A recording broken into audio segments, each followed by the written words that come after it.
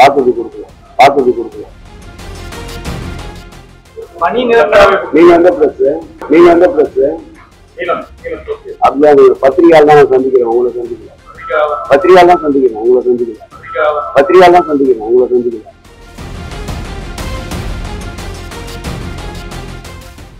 பத்திரிகையால் தான் சந்திக்கிறேன் உங்களை சந்திக்கிறேன். அவங்க கேட்கட்டும்.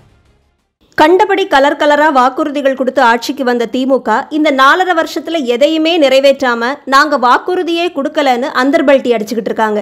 இந்த அந்தர்பல்ட்டியில அமைச்சர் திரு சேகர் பாபுவை மிஞ்சுறதுக்கு யாருமே கிடையாதுன்ற மாதிரி இப்போ தூய்மை பணியாளர்களுடைய போராட்டம் பத்தி பதில் பேசி இருக்கிறாரு சேகர் பாபு அவர்கள். திமுக கொடுத்த வாக்குறுதி தான் இதுன்னு அங்க யாரோ கேள்வி கேட்டதுமே நீ எந்த பிரஸ், உனக்கெல்லாம் பதில் சொல்ல முடியாது, தூய்மை பணியாளர்கள் கூட பேச்சுவார்த்தை நடத்தி இருக்கிறோம், சுமூகமான முடிவு நாளைக்கு எடுக்கப்படும், அவ்வளோதான்னு ரொம்ப ஸ்ட்ரிக்டா முகத்தை வச்சுக்கிட்டு கடுப்பா பதில் சொல்லி இருக்கிறாரு திரு சேகர் பாபு. இந்த உருட்டல் மிரட்டல் எல்லாம் இன்னும் 7 மாசம்தான்னு அந்த செய்தியாளர் மட்டும் இல்லாம மக்கள் எல்லாருமே இப்ப மனசுல நினைக்கிறது தான் உண்மையா இருக்கு. சொல்லுங்க.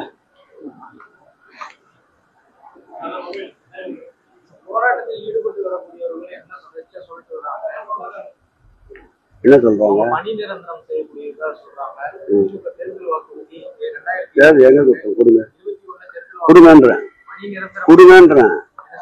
எங்க கொடுங்க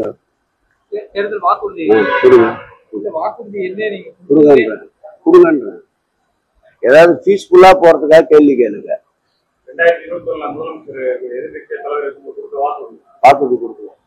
நீங்க எந்த பிரஸ் அப்படியே பத்திரிகையால் தான் சந்திக்கிறேன் உங்களை சந்திக்கிறேன்.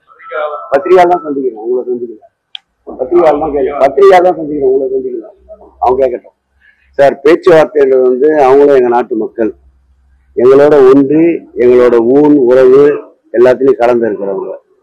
அவங்க சைடு இருக்க நியாயத்தை சொல்லியிருக்காங்க. அரசு தரப்புல என்ன பண்ண முடியும்னு சொல்லியிருக்கோம். 2 பேரும் கலந்து பேசியிருக்கோம். நாளை காலை மறுபடியும் சந்திக்கிறதா 2 பேரும் பேசி சுமூகமா கலைஞருக்கோம். நாளை மதியம் மறுபடியும் சந்திப்போம்.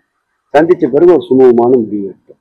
தூய்மை பணியாளர்களுக்கான நலன்களை தேர்தல் வாக்குறுதி கொடுக்கணும்னு சொல்றீங்க. இப்ப பேசுறதுல என்ன சப்ஜெக்ட் நீங்க பேசுறதுல என்ன சப்ஜெக்ட் கேட்டீங்க, அந்த சப்ஜெக்ட் சொல்லியாச்சு.